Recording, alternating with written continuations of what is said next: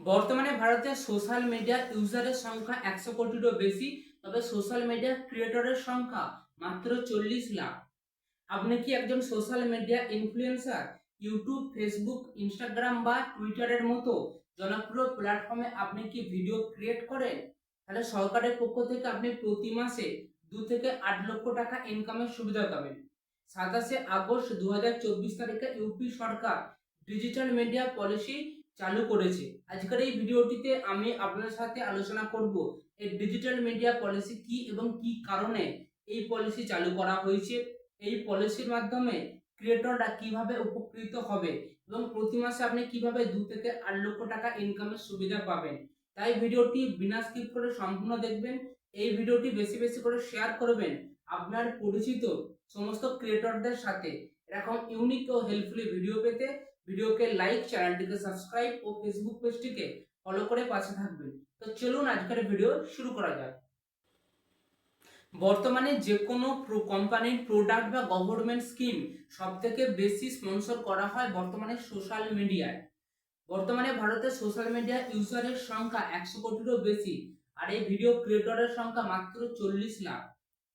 প্রতিটা ক্রিয়েটরে একটি fan followers আছে এবং তারা যে প্রোডাক্টটি স্পন্সরশিপ করছে সেটা ফিজিক্যাল বা ডিজিটাল যে কোনো প্রোডাক্ট হতে পারে, সেটা তার গ্রাহক বা ফ্যান ফলোয়ার্সরা সেই প্রোডাক্টটি পারচেস করছে এবং এর ফলে কোম্পানি বেনিফিট হচ্ছে এবং ক্রিয়েটররা যেহেতু এই প্রোডাক্টের প্রমোশন করছে তারপরে তারা একটি ইনকামের সুবিধা পাচ্ছে। বিগত কিছুদিন আগে সোশ্যাল মিডিয়ার সব থেকে যে প্রোডাক্টটি বেশি স্পন্সর করা হচ্ছিল সেটা ছিল আদিবাসী অয়েল। সমস্ত বড় বড় ক্রিয়েটর থেকে ছোট ক্রিয়েটর প্রত্যেকে এই আদিবাসী অয়েলের স্পন্সরশিপ করেছিল এবং তার ফলে এই প্রোডাক্টটি সব থেকে বেশি বিক্রি হয়েছিল সোশ্যাল মিডিয়ার মাধ্যমে। তাই ইউপি সরকার এই সোশ্যাল মিডিয়াকে হাতিয়ার করতে চাইছে তার জনপ্রিয় প্রকল্পগুলিকে আরো বেশি মানুষের কে লাভজনক করার জন্য।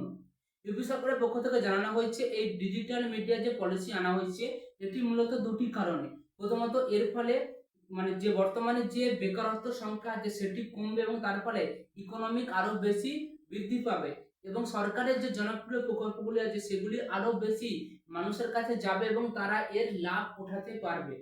এবার দেখে নেওয়া যাক এই ডিজিটাল মিডিয়া পলিসিতে আপনি কিভাবে আবেদনের সুবিধা পাবেন এবং প্রতি মাসে 2 থেকে 8 লাখ টাকা কিভাবে ইনকাম করতে পারবেন।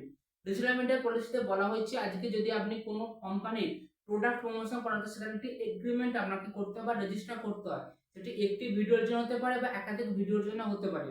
তো গভর্নমেন্টের এই ডিজিটাল মিডিয়া পলিসিতে আপনাকে আগে রেজিস্টার করতে হবে এবং গভর্নমেন্টের পক্ষ থেকে যে ভিডিও বা যে আপনার স্ক্রিপ্টের কথা যে বলা হবে সেইটার উপর আপনাকে ভিডিও ক্রিয়েট করতে হবে এবং গভর্নমেন্টের পক্ষ থেকে জানানো হবে যে আপনি কটি ভিডিও করবেন নির্দিষ্ট ওই প্রকল্পের উপর থেকে এবং তার ফলে আপনি প্রতি মাসে একটি ইনকামের সুবিধা পাবেন। তবে গভর্নমেন্টের পক্ষ থেকে জানানো হয়েছে যদি আপনি কোনো আপত্তিকর, অশ্লীল এবং গভর্নমেন্ট বিরোধী কোনো বক্তব্য ভিডিওর মধ্যে রাখেন তো সেই জায়গায় আপনার বিরুদ্ধে কঠোর ব্যবস্থা নেওয়া হবে। এবার দেখে নেওয়া যাক যদি আপনি ফেসবুক, ইনস্টাগ্রাম বা টুইটারে ভিডিও আপলোড করেন সেখানে আপনার ফ্যান ফলোয়ার্সের উপর থেকে প্রতি মাসে 5 লাখ, 4 লাখ, 3 লাখ এবং 2 লাখ টাকা পাবে।